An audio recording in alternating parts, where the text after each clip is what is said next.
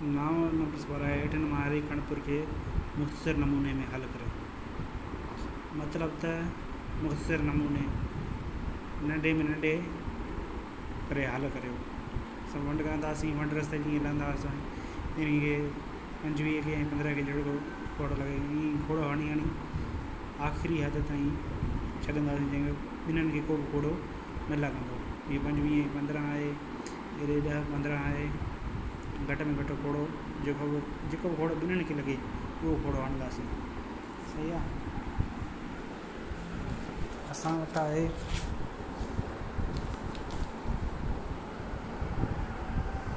पहिरियों नंबर 9 हिसे जो पहिरियों नंबर सवाल। 9 हिसे जो पहिरियों नंबर सवाल आहे 10 भाङे 15 खे हेठिन मां हर हिकु अणपुर खे मुख़्तसिर नमूने हल करियो। मुख़्तसिर नमूने हल करियो त असां इन खे ॾिसंदासीं। इन खे 10 खे बि खोड़ लॻे ऐं 15 खे खोड़ लॻे। 5 जो खोड़ ॿिन्ही खे लॻंदो। जंहिंजो हिकु 0 ऐं 5 हुजे उन खे 5 जो खोड़ लॻंदो। हिन जो हिकु 0 आहे, हिन जो हिकु 5 आहे त हिन खे ॿिन्हिनि खे 5 जो खोड़ लॻंदो।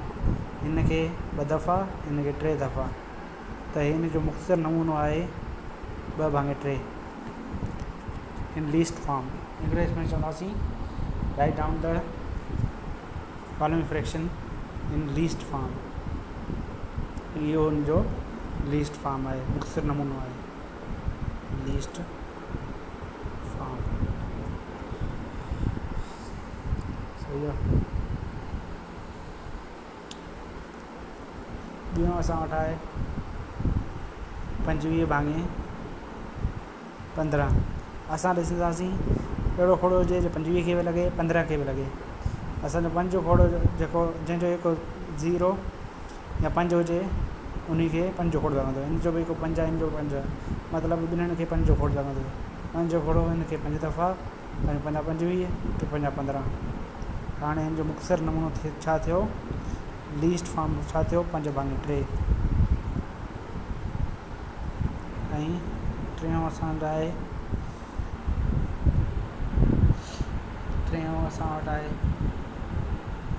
आहे 36 भाङे 48।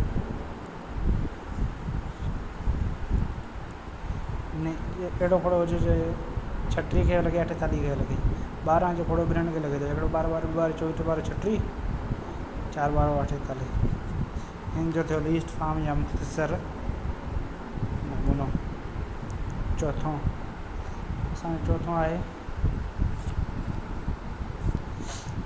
असां वटि आहे 64 40। 64 40 64 40 खे कहिड़ो कोन लॻंदो। 8 12 4 4 8 ते 12 जो खोड़ो कोन थो लॻेसि त असांजो 64 खे बि लॻे 40 खे बि लॻे। मतिलबु त 4 जो खोड़ो ॿिन्हिनि खे लॻे थो। 4 जो खोड़ो हिन खे घणा दफ़ा लॻे थो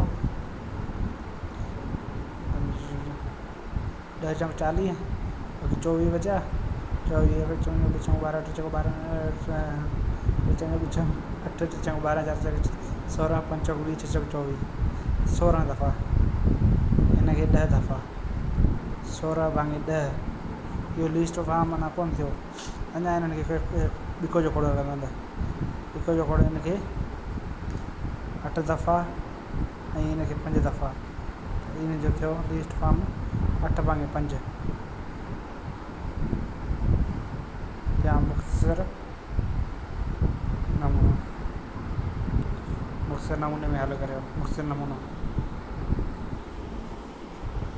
सही आहे। हाणे असां वटि 5 आयो। 5 असां वटि आहे 128 भाङे 190। तव्हांखे वॾा वॾा खोड़ा नथा अचनि, वॾो अंग अची वञे थो, असां उन खे ॿिको जो खोड़ो बि हणी सघंदा। ॿिको जो खोड़ो हणंदासीं हिन खे 6 × 12 8 खे 4 × 8 ऐं हिन खे हणंदासीं हिक खे ॾुको जो कोड नथो लॻे, मतिलबु 19 घटि में घटि घणा दफ़ा लॻे थो। 19 खे ॾाढो वीडियो चार्ट ॾिजो, 14 8 5 2 6 12 17 14 8 16 नाडू वरण ऐं हिकु हिते हिनखे मिलियो, हीअ थियो 10 5 2 10 64 भाङे 95, ईअं जो थियो लीस्ट फॉर्म।